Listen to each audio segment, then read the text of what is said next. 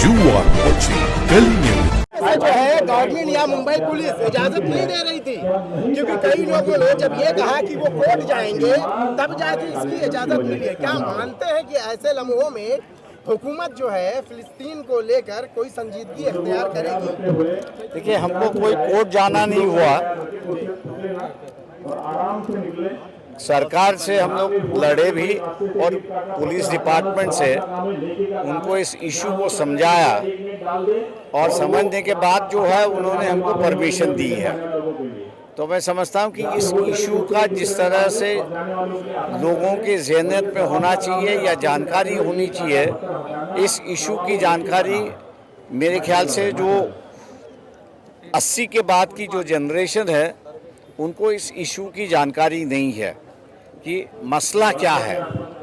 और मेरे ख्याल से हम लोग ने जब उनको मसला बताया इस चीज़ों का तो सरकार ने जो है हम लोग को परमिशन दे दी और कहा क्या आप कर सकते हो कार्यक्रम। कई मामलों में ऐसा देखा गया है, फेसबुक से लेकर सोशल साइट्स की स्टेटस डालने तक में अगर फोटो भी डाली है तो मामले दर्ज हुए हैं। ये किस तरह से रुकेगा? देखिए, सवाल ऐसा है कि अभी जो है जब सरकार के सामने सही बात आई कि ये मसला क्या है, तो मैं समझता हूँ कि फेसबुक की कार्रवाई भी बंद हो चुकी है, इंस्टाग्राम की भी कार्रवाई हो चुकी है, बंद हो चुकी है, और जो दुआ करना चाहते थे उन पर भी जो कार्रवाई हुई है वो अब बंद हो चुकी है, क्योंकि सरकार के सामने क्या चीज़ है वो आ गई है।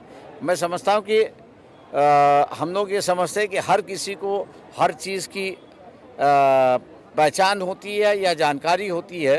तो ऐसा मेरे चर्चा में जो आया कि इसके बारे में कई लोगों का यही था कि ये मुसलमानों का मामला है, क्यों उठा रहे हो। तो मैंने जब कहा कि ये मुसलमानों का मामला नहीं है, ये दो देशों का मामला है और भारत सरकार जो है वो दोनों देशों के साथ अपना संबंध रखती है और ये केंद्र सरकार की भूमिका रही है, तब जाके उनके समझ में आया कि भैया ये मुसलमानों का मामला नहीं है, ये वहाँ की फ़िलिस्तीन की जनता जो है उनका मामला है। उनका धर्म क्या ये देखना नहीं चाहिए, लेकिन वह फ़िलिस्तीन नागरिक है, उस नागरिकता से देखना चाहिए। इन बातों को जब हम लोगों ने जिक्र किया तब जाके सरकार के सामने सही परिस्थिति आई। आखिरी सवाल है मेरा, क्या लगता है कि ये चीज़ समझने में हुकूमत को बहुत लंबा वक्त निकल गया है? ये चीज़ें बहुत पहले जुल्म और मजलूम, ये सारी चीज़ें तो बहुत आसानी से देखिए, सवाल ऐसा है कि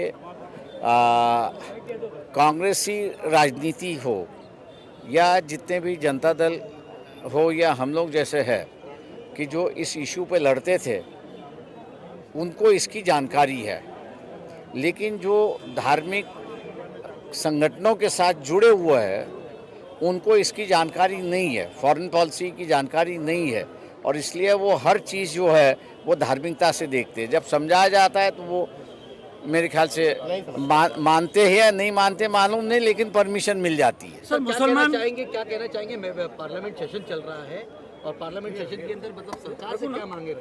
देखिए, मैंने वही बताया कि कांग्रेस और एसपी दोनों के मेंबर ऑफ पार्लियामेंट है, दोनों के मेंबर ऑफ पार्लियामेंट ने मिलके या इंडिया अब जो बना हुआ है उन्होंने एक रेजोल्यूशन रखना चाहिए पार्लियामेंट में कि यूनाइटेड नेशंस, इंडिया और बाकी देशों ने मिलके इजराइल और पैलेस्टीन के बीच में पीस होना चाहिए, और जिस तरह दूसरे देशों के अंदर पीस कीपिंग फोर्स भेजी जाती है उसी तरह यहाँ पर भी पीस कीपिंग फोर्स भेजनी चाहिए। यूनाइटेड नेशंस ने इस तरह का रेजोल्यूशन कांग्रेस और सपा दोनों मिलकर रख सकते हैं, और फिर देखना है कि सरकार उसको मंजूर करती है या नहीं करती है। तो पेश तो ये ज़रूर कर सकते हैं। 22 तारीख तक हाउस है, अभी भी मेरे ख्याल से 12 दिन है, कभी भी नोटिस दे सकते हैं।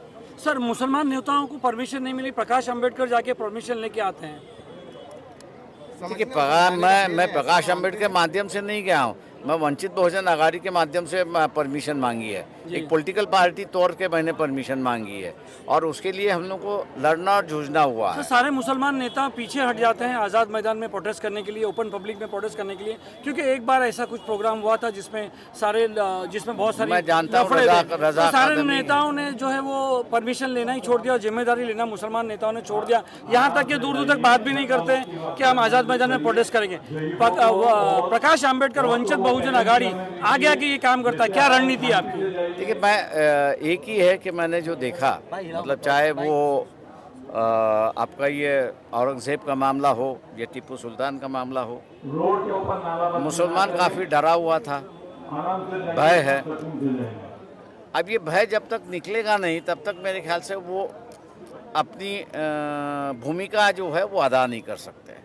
और इसलिए वंचित बहुजन आघाड़ी ने कहा कि भैया ये जो भय का माहौल है इसको निकलना चाहिए, और ये हम लोग की कोशिश है कि उसको निकालने के लिए इस इशू को भी हम लोग और कहीं मीटिंग रख सकते थे, लेकिन आपने जैसे जिक्र किया कि आज़ाद का अगर नाम ले, आज़ाद मैदान का अगर नाम ले, तो मुसलमान आने से थोड़ा सा पीछे हटता है।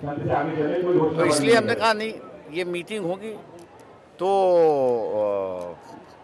आज़ाद मैदान में ही होगी, और वो हम लोग ने करके मुस्लिम समाज के सामने एक परिस्थिति पेश की है कि भैया आपको डरने की कोई बात नहीं है, जी, घटना होती रहती है। आपने वो डर निकलवा दिया। अब वो डर निकालने की मैं हमारी कोशिश थी, अब निकला या नहीं निकला अगले बार आएंगे तब दिखाई देगा कि वो निकला। प्रकाश जी, कल मुंबई पुलिस की तरफ से फिलिस्तीन के हिमायत में जो बैनर लगा था वो रात में फाड़ा गया और निकाला गया। देखिए ऐसा है कि एक दो तो होंगे, बाकी के जाए वैसे की वैसे, एक दो का मैं चर्चा नहीं करता। 100-200 हम लोग ने लगा दिए थे, वो वैसे के वैसे अभी भी है। सर, हमेशा देखा गया कि आप औरंगजेब के समर्थन में बात किए, आप वहाँ पे मजार शरीफ में गए, कोई मुसलमान नेता में इतनी हिम्मत नहीं थी कि वहाँ पर जावे। आप आज आपने ये प्रोग्राम किया, क्या लगता है मुसलमान आपके साथ जुड़ते रहेंगे? देखिए, जुड़ना ना जुड़ना अलग बात है, भय निकालना ये हम लोग का काम है, वो हम लोग निकालने की कोशिश कर रहे हैं। अब इंसान है, उसकी अपनी राय होती है, वो अपनी ज़िंदगी अपनी राय से जिए, वो हम लोग के साथ जुड़े तो अच्छी बात है, जिसके साथ वो जुड़ना चाहता है वो दिल से जुड़े।